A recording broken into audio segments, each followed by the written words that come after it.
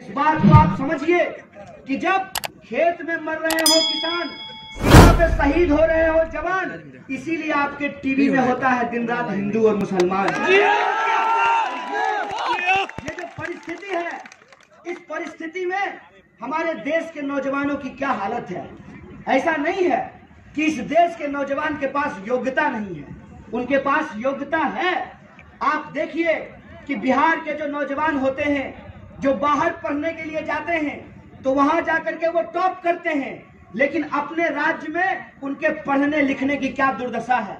आप कॉलेजों में घूम करके देख लीजिए, कितना लैब है जिसमें साइंस पढ़ने वाले विद्यार्थी प्रैक्टिकल कर सकते हैं। कितनी लाइब्रेरियां हैं जहां पर आपको किताबें पढ़ने के लिए मिलेंगी। 3 साल का बीए का कोर्स 5 साल में कंप्लीट। चाहे कोई भर्ती परीक्षा हो, सिपाही भर्ती परीक्षा हो, दरोगा भर्ती परीक्षा हो, कोई परीक्षा हो, परीक्षा हॉल में जब आप पहुंचेंगे तो आपको पता चलेगा कि प्रश्न पत्र लीक हो गया है। के लिए जाएंगे आप, रोज सुबह उठ करके, चाहे सर्दी हो, गर्मी हो, बरसात हो, रोज सुबह उठ करके आप फील्ड का चक्कर लगाते हैं इस उम्मीद में कि हमको नौकरी मिलेगी तब ब्याह होगा। आप फील्ड का चक्कर लगा रहे हैं, माँ रोज जो है पेट काट करके आपके लिए 1 गिलास दूध और हल्दी का व्यवस्था करती है कि बेटा का हड्डी मजबूत होगा। लेकिन जब आप बहाली में जाते हैं तो क्या होता है आपके साथ? भेड़ बकरियों की तरह हमको दौड़ाया जाता है। हमारा हाइट पूरा है, फिर भी कहता है कि 1 इंच कम है। आप 3 लाख रुपया दीजिएगा तो 1 इंच बढ़ जाता है। में जाइएगा तो कहेगा हाइट कम है। हाइट जब पूरा होगा तो कहेगा अंगूठा टेढ़ा है। अंगूठा सीधा होगा तो कहेगा घुटना का हड्डी निकला हुआ है। घुटना का हड्डी ठीक होगा कहेगा कि नाक का हड्डी। 3 लाख रुपया दीजिए, सब हड्डी सोजा हो जाएगा। ऐसी परिस्थिति में हम अपनी जिंदगी जीने को विवश हैं। आज बिहार का सबसे बड़ा मुद्दा क्या है? जिंदाबाद का मुद्दा यह है कि बिहार के जो लोग हैं अपनी माँ को, अपनी बहन को, अपने परिवार को, अपना त्योहार को, अपनी संस्कृति को, अपनी मिट्टी को, अपना घर बाहर छोड़ करके उनको बाहर काम करने के लिए जाना पड़ता है। और जब हम बाहर जाकर के काम करते हैं, 16-16 घंटा काम करते हैं, ठेला चलाते हैं, रिक्शा चलाते हैं, सब्जी बेचते हैं, सड़क बनाते हैं, मकान बनाते हैं, और जब मालिक से पैसा मांगते हैं, सेठ से पैसा मांगते हैं तो समय पे पैसा नहीं देता है। जब जोर से बोलते हैं तो पुलिस बुला करके कहता है कि हमारा गल्ला का पैसा चोरी कर लिया है। हम गरीब हैं, हम गरीबी में, यहाँ हमारे पास काम का अवसर नहीं है, इसीलिए हम दूसरे राज्यों में जब काम करते हैं तो हमारे काम का देने की बजाय हमको अपमान दिया जाता है। काम का पैसा देने के बजाय हमको अपमानित किया जाता है। बोलिए होता है कि नहीं होता? मुद्दा है, ये हमारी लड़ाई है कि बिहार में क्यों नहीं अच्छे अस्पताल हो सकते हैं, बिहार में क्यों नहीं अच्छे स्कूल हो सकते हैं, क्यों नहीं अच्छे कॉलेज हो सकते हैं। इतना उर्वर भूमि है हमारे पास, गंगा के किनारे बसा हुआ ये राज्य है। इतनी शानदार पानी की व्यवस्था होने के बावजूद क्यों नहीं हम भारत के सबसे बेहतर राज्य हो सकते हैं। लेकिन इस पे हम नहीं सोच सके, इस पे हमारा ध्यान नहीं जाए, इसीलिए हमको किस चीज में उलझा दिया जाता है? हिंदू और मुसलमान। इस बात को आप समझिए कि हमारे खिलाफ कितनी बड़ी साजिश रची जा रही है। आज जब मैं यहाँ आ रहा था तो कुछ लोगों ने हमारी गाड़ी के ऊपर ईटा पत्थर फेंक दिए।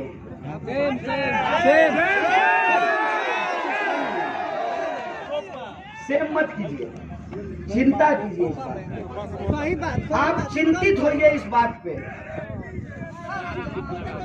आप चिंतित होइए इस बात के लिए कि ये कौन नौजवान है, इनके दिमाग में कौन जहर भर रहा है, कौन इनको शांत रहिए। आपके दिमाग में भी कीड़ा भर जाएगा ऐसे बोलिएगा। आग अगर लगेगी ना तो दोनों तरफ बराबर लगनी शुरू हो जाएगी। ऐसे मत कीजिए, नफरत को हराने के लिए किसी से नफरत मत कीजिए। अगर आप नफरत करेंगे तो अंततः वही जीत जाएंगे। इस बात को आप समझ लीजिए जी। आप सोचिए कि हमारे नौजवानों के दिमाग में ये जहर कौन भर रहा है, कौन उनके दिमाग में नफरत भर रहा है। इस पर आप विचार करके देखिए। ये देश के जो युवा हैं उनको क्या कहा जा रहा है? उनको कहा जा रहा है कि तुम्हारा धर्म खतरे में है। हाँ। मैं बताता हूँ दोस्त, मेरा नाम कन्हैया है, मेरा नाम कन्हैया है, कान खोल करके सुन लो।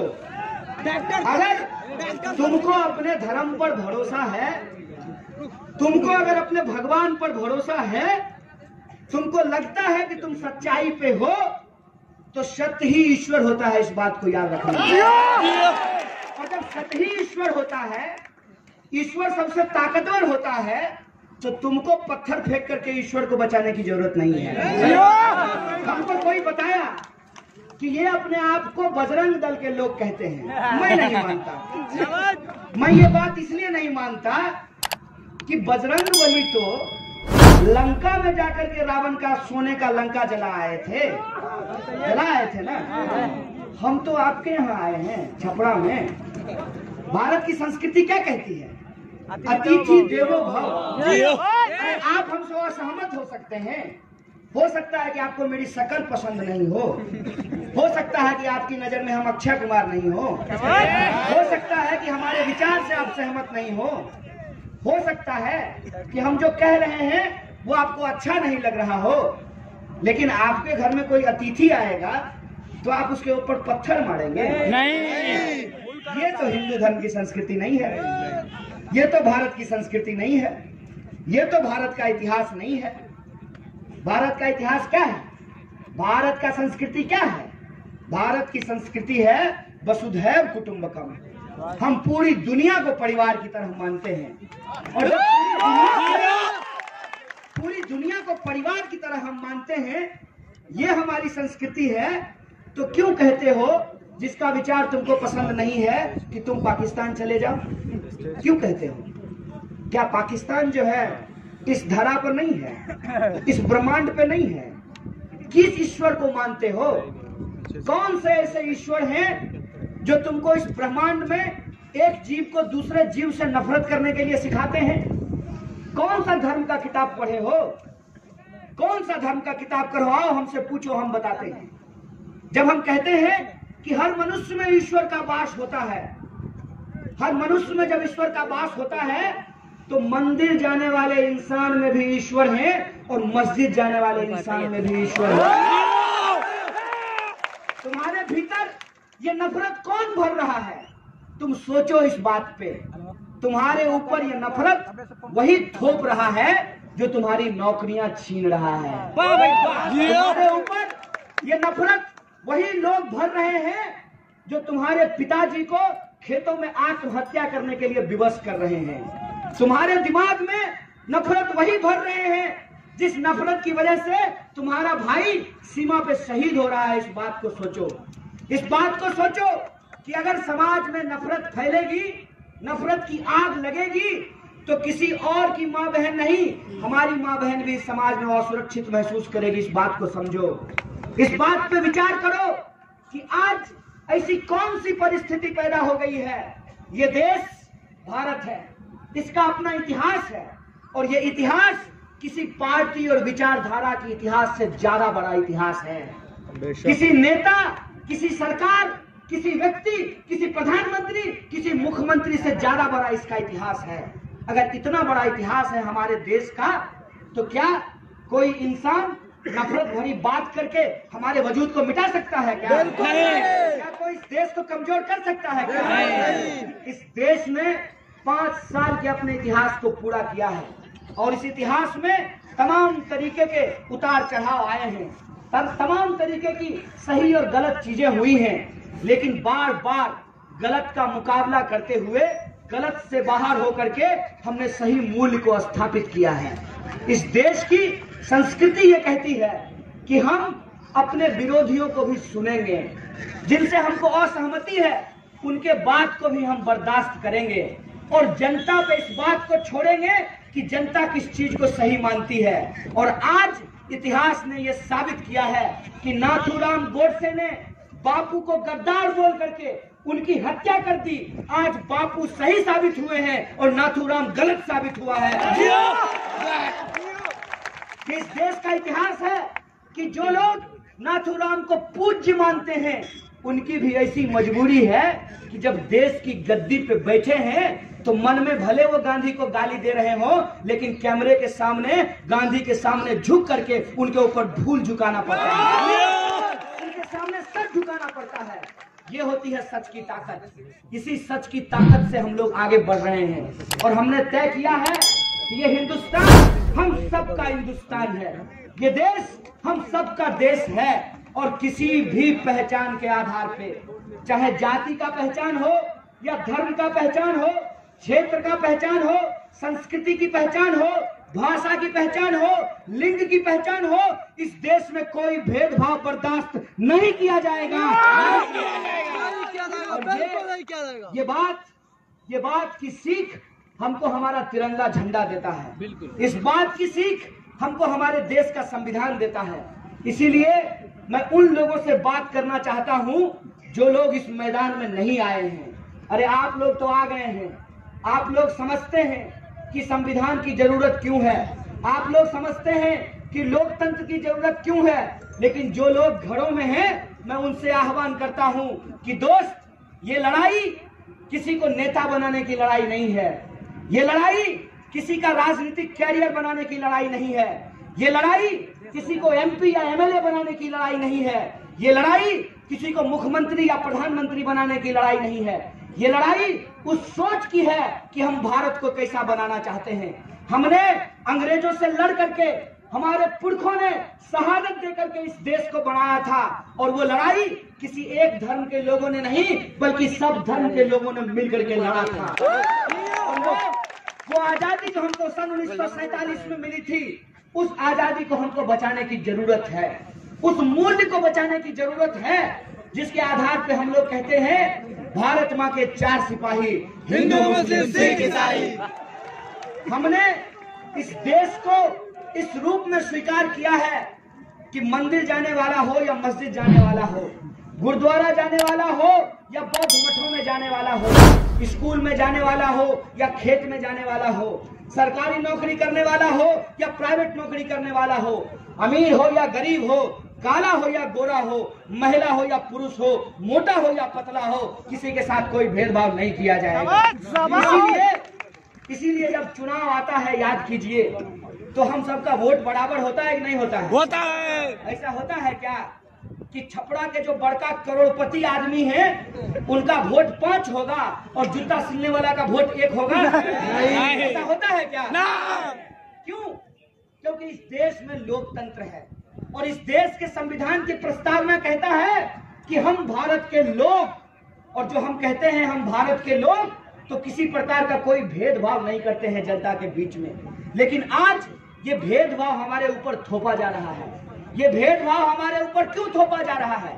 कि ताकि हम एक दूसरे से नफरत करते रहें, हमारे बच्चे एक दूसरे के ऊपर गोलियां चलाते रहें और ये अपने बच्चों को विदेश में पढ़ा करके नेता बनाते रहे देश में ला करके। आप सोचिए जो ये नफरत फैलाई जा रही है व्हाट्सएप के द्वारा, टेलीविजन के द्वारा, उससे क्या हो रहा है? गरीब का बच्चा, उसके हाथ में रॉड थमा दिया गया है और अमित शाह के बेटा के हाथ में बीसीसीआई थमा दिया। हमको इस बात से कोई दिक्कत नहीं है कि आप किस पार्टी को वोट देते हैं, आप किस नेता का समर्थन करते हैं, इस बात से हमको कोई दिक्कत नहीं है। कहते हैं ना, दिल आया गधी पर तो परी का कहते। आपको किसी से मोहब्बत हो गई है, आपने अपना दिल उनको दे दिया है, इस बात से हमको समस्या नहीं है, लेकिन दिमाग है ना अपने पास। आप सोच करके देखिए कि देश के भीतर क्या हो रहा है और जो हो रहा है क्या वो सही है?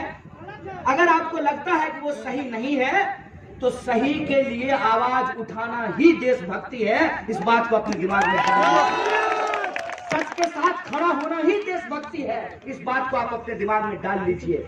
और जब आप सच के साथ खड़ा होंगे तो आपको तरह तरह से अपमानित किया जाएगा। मैं एक उदाहरण आपको बता देता हूँ।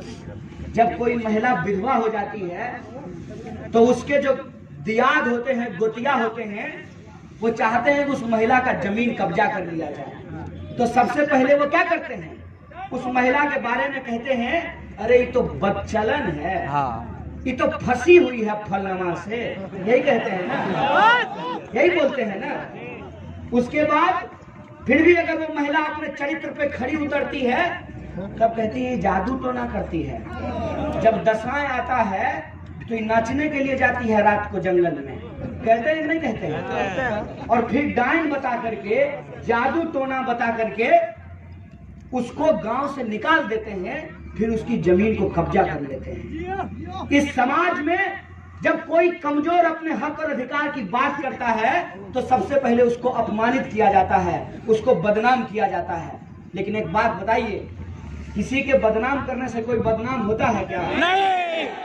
बार बार झूठ बोलने से क्या झूठ सच होता है क्या? नहीं। इसीलिए मैं आप तमाम लोगों को कहने के लिए आया हूँ, आज अगर आप तिरंगा अपने हाथों में लेकर के अपने हक और अधिकार के लिए सरकार से ये सवाल पूछेंगे कि यह सरकार बताइए कि हमारे खाते में 15 लाख रुपया क्यों नहीं आया, हमारे बच्चों को 2 करोड़ नौकरी हर साल क्यों नहीं मिली, क्यों किसानों के फसल का दाम दुगना नहीं किया गया, क्यों महिलाओं के ऊपर अत्याचार किया जा रहा है, तो सबसे पहले आपको कहा जाएगा ये तो देशद्रोही है। सवाल नहीं पूछना, सरकार की चापलूसी करना, ये देशद्रोह है मेरे दोस्त। और ये याद रखना कि जब भगत सिंह हंसते हंसते फांसी का फंदा चूम रहे थे, उस वक्त भी कुछ लोग अंग्रेजों के साथ बैठ करके चाय पे चुस्की ले रहे थे। याद रखना कि देश लोगों की कुर्बानियों से बनती है, चाय की चुस्कियों से नहीं बनता है। और आज जो इस देश के नौजवान, इस देश के विश्वविद्यालयों में पढ़ने वाले विद्यार्थी हैं, उनके साथ उसी तरीके से उनको बदनाम किया जाता है जिस तरीके से एक विधवा महिला को बदनाम करके उसकी जमीन छीनने की साजिश रची जाती है। उन विद्यार्थियों की हालत यह है कि आप पटना जाकर के देखिए कि किस स्थिति में वो पढ़ता है बेचारा। इतना छोटा छोटा करकट के रूम में 2-2 हजार रुपया किराया देता है, एक ट्यूशन से निकलता है दूसरे ट्यूशन में जाता है और रोज खिचड़ी बना करके खाता है। खिचड़ी बना करके खाते खाते उसकी हालत ये होती है कि उसको जॉइंडिस हो जाता है। आपके आसपास का जो बच्चा पढ़ने के लिए जाता होगा पटना, देखिएगा वो 2 महीना 3 महीने में लौट करके आता है, उसको जॉइंडिस हो जाता है। बेचारा साइकिल को पोल में बांध करके चेन लगा करके जाता है। चोर को भी देखिए, चेन भी ले जाता है और साइकिल भी उठा के ले जाता है। हम लोग जब पटना में पढ़ते थे तो बहादुरपुर गुमटी जब पास करते थे तो एक हाथ से साइकिल चलाते थे और एक हाथ से किताब पकड़ करके रखते थे, ताकि कि चोरवा किताबें खींच के भाग जाता। चोर मत बनो यार, चोर मत बनो। आज जो हमारी गाड़ी के ऊपर पत्थर फेंका गया है, ये कायरता है। हम तुम्हारे घर में आए थे, चोर की तरह पत्थर मार करके भाग गए।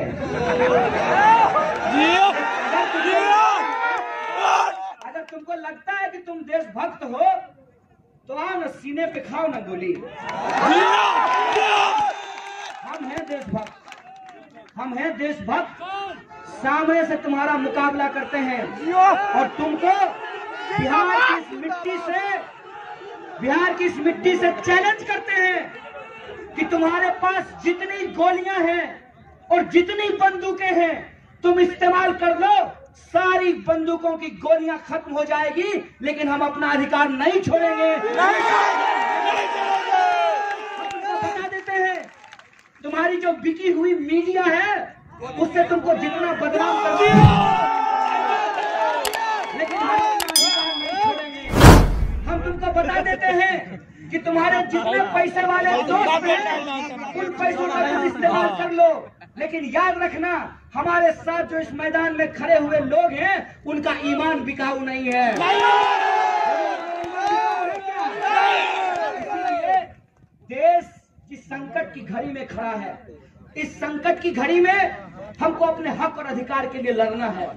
एक तरफ एक हाथ में तिरंगा थामकर संविधान की प्रस्तावना को थामकर हमको इस देश में जो आजादी मिली थी उस आजादी को हमको बचाना है। और दूसरी तरफ इस देश के जो आम लोग हैं उनका जो सवाल है रोजी रोटी, कपड़ा, मकान, शिक्षा, स्वास्थ्य, सड़क, बिजली, पानी, आत्मसम्मान, उसको हमको बचाने की लड़ाई लड़नी है। इसलिए मैं आप तमाम लोगों से अपील करने के लिए आया हूं कि एक बड़ी साजिश सीए के नाम पर इस देश के भीतर रची गई है। क्या कहते हैं मोटा भाई? मोटा भाई कहते हैं कि सीएए किसी की नागरिकता लेने के लिए नहीं है। तो हम भी आप लोगों से एक सवाल पूछ लेते हैं, आप लोग किसी की नागरिकता देने के खिलाफ हैं क्या? नहीं। किसी को भी इस देश में नागरिक बनाया जाए उससे आपको दिक्कत है क्या? नहीं। तो हम लोग भी खिलाफ में नहीं हैं। फिर समस्या कहाँ है? समस्या वहाँ है कि ये हमारे साथ कोना कोना कौन कोना सौतली पुतौ कोना कौन कोना सौतली पुतौ कोना ऐसे खेल रहे हैं कि पहले इन्होंने देश को कहा कि पूरे देश में एनआरसी लागू होगा, और जब एनआरसी असम में हुआ, असम एक हमारा ही, तो वहां पे ये हुआ कि 19 लाख लोगों का नाम एनआरसी लिस्ट से बाहर किया गया, और उस 19 लाख में से 15 लाख लोग कौन हैं? कौन थे? मुसलमान नहीं थे, वो गैर मुसलमान थे। और जब 15 लाख लोग गैर मुसलमानों का नाम उससे बाहर हुआ तो इनको लगा कि आए बाप तो वोटे गड़बड़ा जाएगा। ये जो राजनीति कर रहे हैं कि हिंदू खतरे में है, हिंदू खतरे में है, ये तो राजनीति बंद हो जाएगा। दुकान चलेगा कैसे? इनको लगा कि दुकान का शटर गिरने वाला है। एक बात पहले आप सब कान खोल करके सुन लीजिए, ऐसा कैसे हो सकता है कि जब से बीजेपी आई है तब से ही हिंदू खतरे में चला गया है? बीजेपी 1980 में बनी है, उससे पहले हिंदू धर्म था कि नहीं था? द्वापर में भी, कलयुग में भी, हाँ ना भाई? शास्त्र के हिसाब से हम ऐतिहासिक तथ्य पे नहीं जा रहे हैं। तो भाजपा के बनने से पहले भी हिंदू था। और ए भाजपाइयों, धर्म का धंधा करना बंद कर दो, कान में कड़वा तेल डाल करके सुन लो, तुम्हारे नहीं रहने के बाद भी हिंदू धर्म रहेगा। तो ये हिंदू धर्म खतरे में है, इसकी राजनीति क्या है? राजनीति ये है कि देश के 85% लोगों को, 100 में से 85 को ये समझाया जा रहा है कि तुम 15 से डर करके रहो। बताइए, ऐसा हो सकता है क्या? ऐसा होता है क्या? हर जात का अपना अपना टोला होता है और हर जात अपने टोला में शेर होता है कि नहीं होता है? ये जो था छोड़ा सब के आया था, अपने घर के मुखा पर जो है हमको पत्थर फेंक रहा था। बताइए, तो उसका मोहल्ला है, उसका टोला है, अपना पत्थर फेंक रहा था। तो रे नूनू, हम भी लंदन से नहीं आए हैं, यही पैदा हुए हैं, हमको सब खेला मालूम है। ये तुम धर्म को बचाने का नाटक कहीं और करना। तुम्हारे जन्म लेने से पहले तुम्हारे बाबूजी के बाबूजी के बाबूजी के बाबूजी के बाबूजी के भी पैदा होने से पहले ये धर्म था, और तुम्हारे बेटा के बेटा के बेटा के बेटा के बेटा के बाद भी ये धर्म रहेगा। इसीलिए ये धंधाबाजी करना बंद करो। ये धंधा ये है कि 85 लोगों को समझा रहे हैं कि 15 लोगों से डरो, और 99 लोग जब इसमें उलझे रहेंगे तो 99 लोगों की संपत्ति हड़प करके, जब्त करके अपने दोस्त नीरव मोदी को ये दे देना चाहते हैं। जब आप लोग हिंदू मुसलमान का बहस कर रहे हैं, ठीक उसी वक्त आपने ध्यान नहीं दिया होगा कि देश की राष्ट्रवादी सरकार देश की राष्ट्रीय संपत्ति को बेच रही है। बताइए, ऐसा कोई बाप होता है? कि अपना बेटा को जूता नहीं दे, अब पड़ोसी के बेटा को छत्ता ला करके दे। ऐसा होता है क्या? है? सरकार पहले सरकारी कंपनी को देखेगी ना, तो सरकारी कंपनी बिक रही है, अब प्राइवेट कंपनी का धन धनाधन हो रहा है। BSNL बिक रहा है, जियो धन धनाधन हो रहा है। रेलवे बिक रहा है, रोज नौकरी खत्म हो रही है। बताइए, एक के स्कूल में 2 तरह के गुरुजी हैं कि नहीं है? एगो को मिलता है 50-60 हजार रुपया, एगो को मिलता है 10-12 हजार रुपया। तो बताइए कि संविधान में जो लिखा हुआ है समान काम का समान वेतन, उस कानून का क्या हुआ? हम कानून का विरोध कर रहे हैं। हम तो कानून के समर्थन में हैं, कानून से परमिशन लेकर के यह यात्रा पर निकाल रहे हैं। जो चोर जैसा उस पर पत्थर मार रहा है ना, वो कानून के खिलाफ है, वो कानून के खिलाफ है।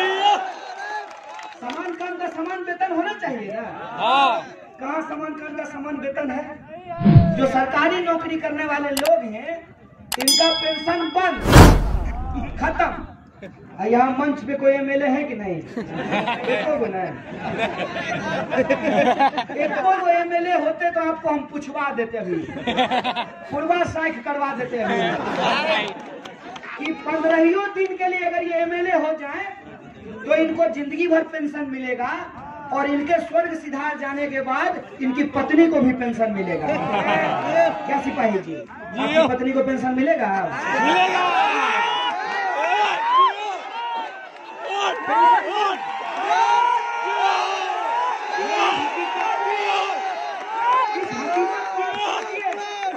समझिए आप इस राजनीति को कि क्यों 85 लोगों को ये समझाया जा रहा है कि 15 लोगों से डरो, और 99 लोगों की संपत्ति को कब्जा करके अपने दोस्तों के ऊपर लुटाया जा रहा है। दिल्ली में बैठी है, इसको ताल ठोक करके चैलेंज करते हैं कि तुमको जितना जोर लगाना है अपने झूठ का तुम जोर लगा लो, देखते हैं झूठ जीतता है कि सच जीतता है।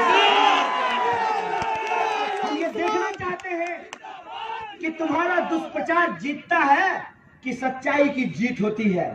ये क्या कह रहे हैं? ये कह रहे हैं कि हम CAA से नागरिकता देना चाहते हैं। इससे बड़ा झूठ कुछ नहीं हो सकता है। असल बात ये हुई कि जब असम में NRC हुआ, 19 लाख में से 15 लाख गैर मुसलमानों का जब नाम बाहर हो गया तो इनको लगा कि हमारा जो है शॉपिंग मॉल बंद होने वाला है। तब इन्होंने दिमाग लगाया, इन्होंने कहा कि एक कानून लेकर के आते हैं जिससे हिंदुओं को यही समझाया जा सके कि तुम 85% जो है 15% से डर करके रहो, तुम 85 लोग जो है 15 लोगों से घबरा करके रहो। ये समझा देंगे, और जब ये समझा देंगे अपने टीवी चैनल से, तो हिंदू लोगों को लगेगा कि NRC तो मुसलमान के लिए लाया जा रहा है।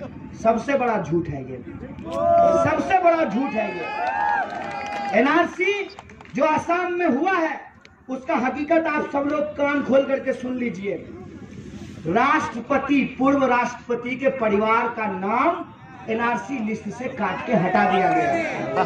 जो देश की सीमा पे काम करने वाले जवान हैं, जो देश की रक्षा करते हैं, उनके परिवार का नाम काट करके हटा दिया गया। ऐसा कैसे हो सकता है? माँ का नाम है, बाप का नाम है, एगो बेटा का नाम है, एगो बेटा का नाम काट करके हटा दिया गया। ऐसा क्यों हुआ? ऐसा इसलिए हुआ कि सरकार आपका मुंह नहीं देखती है, सरकार कागज देखती है, कागज। अगर देखे ना, अभी एगो मुख्यमंत्री थे ND तिवारी, उनका एगो बेटा निकल आया था, बोला कि हमारे पापा हैं, फिर उसका DNA टेस्ट हुआ, फिर तिवारी जी बोले कि नहीं हमारा बेटा है। तो सरकार के लिए सब कुछ सबूत पर निर्भर करता है, और हमारे लिए सबूत क्या है कि हम भारतीय हैं? कागज। और कागज की हकीकत क्या है? कागज की हकीकत ये है, अपना वोटर ID देखे हैं? लड़का सबसे बात करना चाहते हैं, वोटर ID देखे हो? बरतुहार को मत दिखा देना। इतना सुंदर फोटो रहता, हम अपना भी दिखा देंगे। मेरा मुंह देख रहे हैं ना, इतना स्मार्ट फोटो उसमें आया है। अपना फोटो तो छोड़ दीजिए, नाम रहेगा आपका, अब फोटो आपकी पत्नी का उसमें एक ही इंसान है, एक के माए बाप है, अलग अलग सर्टिफिकेट में स्पेलिंग अलग अलग होता है कि नहीं होता है? तो इस छोटी छोटी गलतियों के चलते इस देश के ही नागरिकों को, जो इस देश के नागरिक हैं, उनका नाम एनआरसी से काट करके बाहर कर दिया गया। नहीं तो ऐसा हो सकता है क्या कि माए बाप और एगो भाई इंडियन है और दूसरा भाई जो है वो पेड़ पर से लटक के आया है? ऐसा हो सकता है क्या? नहीं। छोटी छोटी गलतियों के चलते, और ये छोटी छोटी गलतियां खास करके किस बैकग्राउंड के लोगों के साथ होता है? जो गरीब होते हैं, जो पिछड़े होते हैं, जो मेहनत मजदूरी करने के लिए दूसरे राज्यों में जाकर के काम करते हैं, जो कम पढ़े लिखे लोग होते हैं। तो हिंदुओं को यह समझाया कि तुम टेंशन मत लो, ये तो मियाँ जी सबको ठीक करने के लिए लाया गया है, और बीमार एकदम बम भोले खुश है। ए डपोर संग, सुन लो और समझ लो कि अगर तुमको लगता है, अगर हमको लगता है कि मेरा नाम सीए एनआरसी से बाहर होगा तो हम सीए के तहत नागरिकता ले लेंगे, तो सीए का प्रावधान समझ लो। पहले तुमको ये कहना पड़ेगा कि हम पाकिस्तान से आए हैं, समझे? तो अभी आप अच्छा भला भारत के हैं, भारत में आप रह रहे हैं, आपके पुरखे यहीं पैदा हुए, और उसी आधार पे दादाजी से पोताजी के पास जमीन आया है। वो जमीन का कागज कहां से दिखाइएगा? 47 से पहले का कागज जो है आपके पास, जो आपका पुश्तैनी जमीन है जिसपे आपका घर बना हुआ है, और एनआरसी में कागज की गलती के चलते जब आपका नाम काट करके हटा देगा तो आप सरकार से सीए के तहत नागरिकता मांगने जाइएगा, ये बोल करके कि नहीं मेरा नाम कन्हैया है, तो अपने बाप दादा का जमीन कैसे बचाइएगा? कैसे बताइएगा कि नहीं मेरा बाप दादा का जमीन है? कौन कागज दिखाइएगा? तो कान खोल करके समझ लीजिए इस बात को। ये सीए, एनआरसी और एनपीआर देश में घुसपैठियों की पहचान करने के लिए नहीं, बल्कि इस देश के नागरिकों को ही नागरिकता का इम्तिहान देने के लिए लाया गया। इस बात को समझ लीजिए। और उस इम्तिहान में कागज की गलती के चलते, सरकारी बाबू की गलती के चलते अगर आपका नाम काट दिया जाएगा तो सिर्फ नागरिकता से हाथ नहीं धोइएगा, जमीन जायदाद से भी आपको हाथ धोना पड़ेगा। और हम यहाँ मैदान में खड़ा होकर के यहाँ इतना मीडिया के सामने बोल रहे हैं तो हम सच की ताकत से बोल रहे हैं, किसी के कान में जाकर के कनफुसकी नहीं कर रहे हैं। और अगर हम गलत बोल रहे हैं तो ये जो अमित शाह है तड़ीपार, सवालों का जवाब दे, ये सवाल हम पूछ रहे हैं इससे। ये इस देश को गुमराह कर रहे हैं। इसीलिए मैं आप तमाम लोगों को ये कहने के लिए आया हूँ कि एक गंभीर चुनौती से यह देश गुजर रहा है। सोच रहे हैं कि आप किसी ट्रेन से यात्रा कर रहे हो और आप जहां आपका सीट हो, बर्थ हो, वहां का पंखा नहीं चल रहा हो। आप टीटी को जाइए कहने के लिए कि टीटी साहब पंखा नहीं चल रहा है, तो टीटी आपका पंखा ठीक करवाने की बजाय आपसे टिकट मांगने लगे, तो आपको कैसा महसूस होगा? आप सरकार से ये कह रहे हैं कि हमारे खाते में 15 लाख क्यों नहीं पहुंचा। आप सरकार से ये कह रहे हैं कि हमको 2 करोड़ नौकरी क्यों नहीं मिली। आप सरकार से ये पूछ रहे हैं कि महिलाओं के साथ बलात्कार क्यों हो रहा है। आप सरकार से ये पूछ रहे हैं कि हमारे देश के किसान आत्महत्या क्यों कर रहे हैं। तो सरकार का हाथ पहले तुम ये बताओ कि तुम नागरिक हो कि नहीं हो। तो यहाँ बिहार की धरती से, छपरा की इस महान भूमि से खड़ा होकर के कहते हैं सरकार को, है सरकार, अगर तुम हमको नागरिक नहीं मानते हो तो हम तुमको सरकार नहीं मानते। हम तुमको ये कहना चाहते हैं कि हम गांधी को मानने वाले लोग हैं। बोलिए, गांधी को मानते हैं कि गोडसे को? गांधी को। अगर गांधी को मानते हैं तो गांधी ने सत्य और अहिंसा के दम पर ईश्वर अल्लाह तेरो नाम, सबको सन्मति दे भगवान, रघुपति राघव राजा राम, पतित पावन सीताराम। ये बोल करके अंग्रेजों से लड़ाई लड़ी थी। हम भी ये जो आज के अंग्रेज हैं, जो हमको आपस में हिंदू मुसलमान करके बांटना चाहते हैं, उनसे लड़ेंगे। पहले उनसे असहयोग करेंगे, और अगर ये नहीं मानेंगे तो हम सभी ने अवज्ञा करेंगे। आज मघ सप्तमी है। मघ सप्तमी को हमारे यहाँ लोग नमक नहीं खाता है। माघे साता बोलते हैं उसको मैथिली में। मघ सप्तमी को लोग नमक नहीं खाता है, तो हम नमक नहीं खा रहे हैं आज। तो ये हमारा चॉइस है, ये हमारा अधिकार है। लेकिन अगर कोई आकर के कहेगा कि तुमको नमक नहीं खाने देंगे, तो बोलिए ये बात बर्दाश्त करेंगे? नहीं। हम कागज बनवाते हैं, वोटर आईडी बनवाते हैं, आधार कार्ड बनवाते हैं, पासपोर्ट बनवाते हैं, पैन कार्ड बनवाते हैं, स्कूल का, कॉलेज का, सबका कागज बनवाते हैं ना। कागज हम अपने पास रखते हैं। लेकिन कोई अगर आकर के कहे कि तुम अपने दादाजी के होने का सबूत दो, तो आप दीजिएगा? आप पूछिएगा कि नहीं? पहले तुम अपने दादाजी के सबूत दो। कागज है हमारे पास। लेकिन सरकार अगर हमसे हमारी नागरिकता का जांच करना चाहती है, तो सरकार को चैलेंज करते हैं कि कागज होने के बावजूद कागज नहीं दिखाएंगे, और अपने घर के बाहर लिख करके रखेंगे। जब ये एनपीआर करने के लिए आएंगे, तो अपने घर के बाहर लिख करके रखेंगे, वो एनपीआर कल आना, साथ में 15 लाख लेकर के आना। इसलिए इस लड़ाई को एक मुकम्मल जगह पे पहुंचाने के लिए मैं आप तमाम लोगों से हाथ जोड़ करके साथ मांगने के लिए आया हूं। मैं आपसे आग्रह करने के लिए आया हूं कि ये लड़ाई देश बचाने की लड़ाई है। ये लड़ाई चुनावी लड़ाई नहीं है, ये लड़ाई राजनीतिक लड़ाई नहीं है, ये नैतिक लड़ाई है। इस नैतिक लड़ाई में मैं आप तमाम लोगों का साथ चाहता हूं। आपको निमंत्रण देने आया हूं कि आने वाली 29 फरवरी को छपरा से हजारों लाखों की संख्या में जुट करके पटना आइए, और पटना से हम लोग हुंकार भर के दिल्ली की सरकार को बताएंगे कि बिहार जब जब जगता है तो देश में नया सवेरा आता है।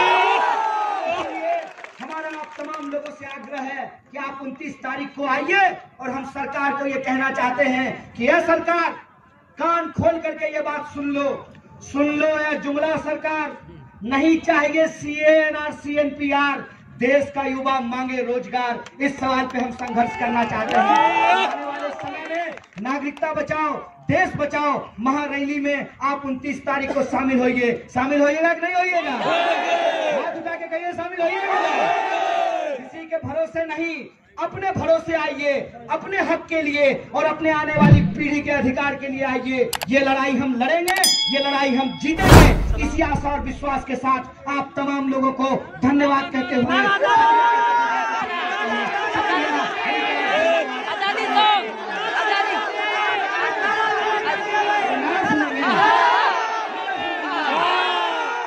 देखिए, हमारे पुरखों ने इस देश में हमको आजादी दिलाई थी। वो आजादी हमको